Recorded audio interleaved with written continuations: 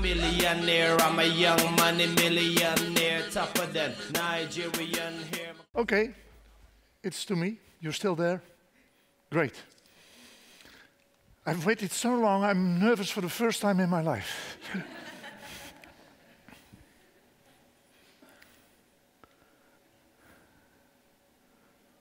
A spider is moving in his web when he hears a peculiar buzz. Buzz. Ain't that peculiar? The buzz becomes louder, buzz, and the buzz becomes deafening. And the spider thinks, this is going to be the biggest fly I ever caught in my entire life. How was he supposed to know it was a vacuum cleaner? And with a dazzling speed, the spider is sucked into the back of the vacuum cleaner, the dust bag.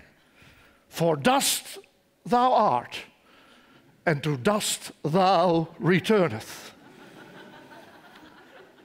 The spider wipes the dust from his eyes, breathes firmly, coughs thoroughly, and starts looking for the exit.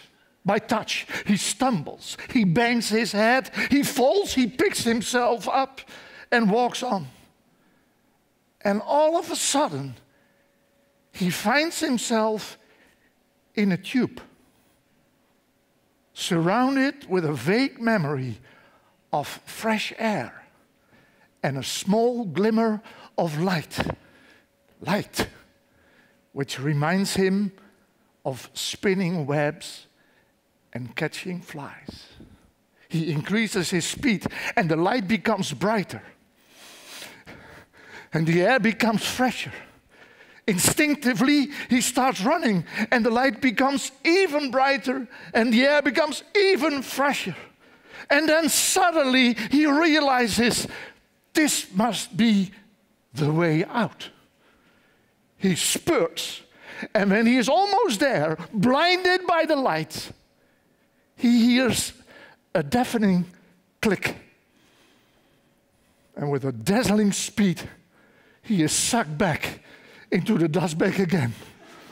For dust thou art, and to dust thou returnest. And although he is in the same position as the day before, there's a slight difference. The awareness of the way out. From now on, he has a goal based on hope that there is light at the end of the tunnel. And with renewed strength and spirit, he walks into the tunnel, he runs, he spurts, and when he is almost there, click! And he is sucked back into the dust bag. For dust thou art, and to dust thou returnest. After a week of this routine, being sucked back into the dust bag again, he feels suddenly the shocking horror of something alive beside him. A spider. A female spider. A spideress. In Dutch we say spinet. And he touches her. And she responds with a hysterical scream. Don't worry, he hears himself say. Trust me. Why should I trust you?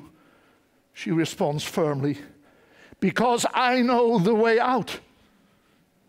Then why are you still here? I won't follow you. This all sounds like the origin of feminism. And after a few moments of diplomatic negotiation, they walk next to each other, hand in hand, towards the light at the end of the tunnel, where they can spin webs and catch flies. And at the end of the day, when they are sucked back into the dust bag, before they go to sleep, they kiss each other tenderly, thinking of tomorrow, when they might find their way out. But one day, there is an eruption of sound. It seems that the whole world is shaking. Blinding light falls into the dust bag that is smashed against the wall several times. Both spiders grip in panic the sides of the dust bag. And in a matter of seconds, the dust bag is closed again. Both spiders hug each other, relieved that they can breathe freely.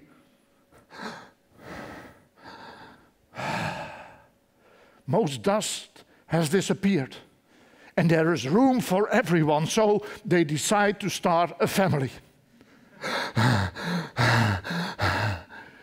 Years pass by, and they're walking with their many children into the tube.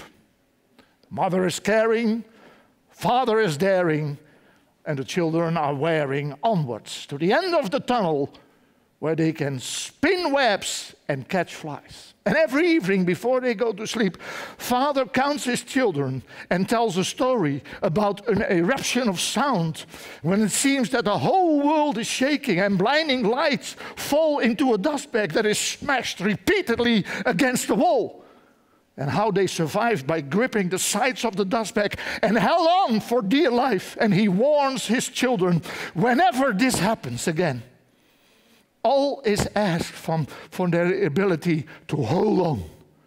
For if not, they will all go to hell. And the little spiders fall on their knees and pray, begging for the strength to hold on. And then one day, again, there is this eruption of sound, and it seems that the whole world is shaking. And blinding light falls into the dust bag that is smashed several times against the wall. And a sucked up hair tickles underneath the armpit of one of the little spiders. It makes him laugh. And in his weakness, the little spider, let's call him Harry, Harry can't hold on and falls into the light of fright, disappears into hell. And before they go to sleep, father counts his children. And before they go to sleep, father counts his children. He misses one and asks, "Where is Harry?" And the children tell what happened. They tell about the weakness, the laughter, and the fall.